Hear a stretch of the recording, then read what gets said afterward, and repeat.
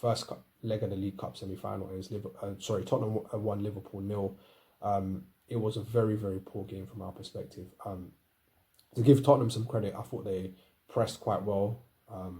They defended a lot deeper, so we couldn't just put the ball in behind into space and have runners.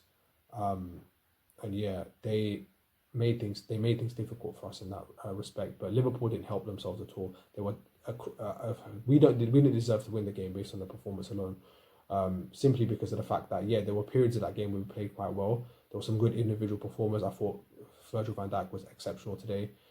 Conor Bradley got better as the game went on before he got subbed off. I thought Trent was excellent when he came on. His passing ability really gave us some firepower going forward. Mac 10 is sensational and Gravenberch is sensational as well. But Gakpo carried the attack in the first half too. But across the board though, across periods in that game, it was littered with mistakes, specifically in possession, just giving the ball away, making silly decisions, overhit passes. Like Mohamed Salah had one of his poorer games today. I just have to say it. It is what it is. I'm not going to get onto him too much because he's been such a great performer for Liverpool this season. Like he's our top scorer, top assister. He's been exceptional, but he just had a very quiet game by his standards, and that's just fine. It happens. Curtis Jones, his final third play, I'm not sure why he stayed on the pitch. Curtis Jones, his final third play was practically non-existent. I don't know what he was doing. Just trying to do little flicks and tricks around the corner. Sometimes just keep it simple, man. Like it's not necessary. Diogo Jota, you can still tell that he's still not 100% fit. He basically played like a midfielder for large periods of the time that he was on the field. Alisson Becker, bloody hell, man. Honestly, he for me nearly cost us the game anyway because of the fact that he decides to hold on to the ball, Cruyff turn, doesn't even hit the Cruyff turn. He actually misses the Cruyff turn. The ball bounced off Bergvall. He keeps it. Bergvall takes the ball off him again. Thankfully, Virgil van Dijk is on his A game, blocks the shot, and then Pedro Porro dicks it over. Even with the Bergvall goal, why didn't Ali dive? What? I don't understand. And also, he just looks so uncomfortable on the ball today. Like, I'm not even too sure what's going on with Ali. He does not look. I don't know. People have been saying that something's off with Ali, and I can kind of see it. When I was reading comments, I was like, yeah, I kind of get where you're coming from, but today I've definitely seen it. That's a shot at your near post. You went to ground like an old man and then just stopped. It's very confusing. It's very strange to me. It's a concerning look as well.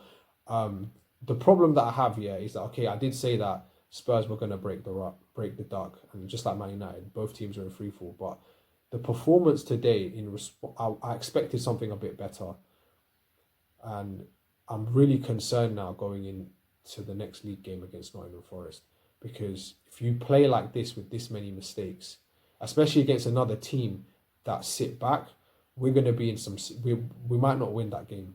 We might be in some serious trouble because, quite frankly, we need to iron out the errors now. I don't even know how to rotate the squad because of the fact that you want players to be in form as well going into the game, but at the same time, I think some players do need a rest. A couple of things I'll wrap up with. Kwanzaa is injured. I don't know what's wrong with him. I think he said something about his chest. I'm not sure. Either way, we are now only got 2 centre backs, and all of this stuff about we need to go out and sign a player now. Like, I'm sorry, we cannot take the risk. We need to go out there. There must be players that we've identified that we need to bring them in now. Yeah, I'm sorry, just figure it out. Sometimes you have to fast forward your plans. We did it to sign Luis Diaz when we heard Tottenham were interested. So now we have to do it with a Kwanzaa injury. We don't know when Joe Gomez is back either. And plus he got a hamstring. That's not, soft tissue injuries are not to be messed with. Yeah. The other thing as well for me, Darwin Núñez, man, like, look, people criticize him, it's fine.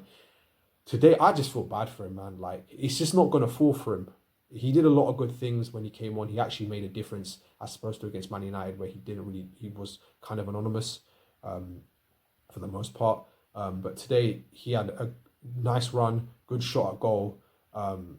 Goalkeeper spreads himself really well, and got to give credit to the Tottenham goalkeeper. I'll probably say that at the end. And then again, he has another shot that he he from a Diaz outside the foot cross that he adjusts mid air to try and side foot into the near post, and the goalkeeper saves it, man. It's just not falling for him, man. I really don't know. I feel genuinely bad for him. But yeah, and yeah, they signed a new keeper like a couple of days ago. He made his debut. It was pretty straightforward. We didn't really test him near enough. But yeah, people, like the video, comment, subscribe, send in your views, review, and I'm out. Peace. Big up, lads. So I've been on vacation, right? So I haven't been posting any viewers review, and ever since I started this vacation, what's going on with Liverpool? First we lose, not lose, but it feels like a loss. First we draw to United at Anfield. That was a really bad performance by us. Anyways, and now against Spurs in the Carabao Cup semi-final first leg, we lose to Spurs. Jeez. Okay. Now let me get the controversy away first. Bergvall, he shouldn't be on the pitch.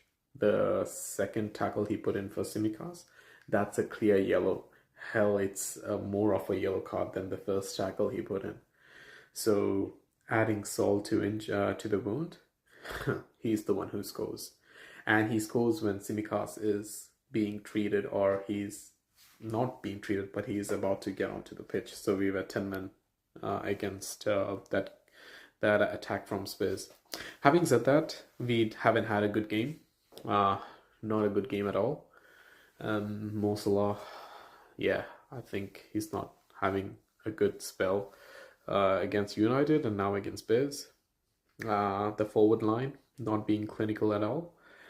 Jota seems to be trying, but then I don't know. Jota and Mo's link up, they don't seem to be the best.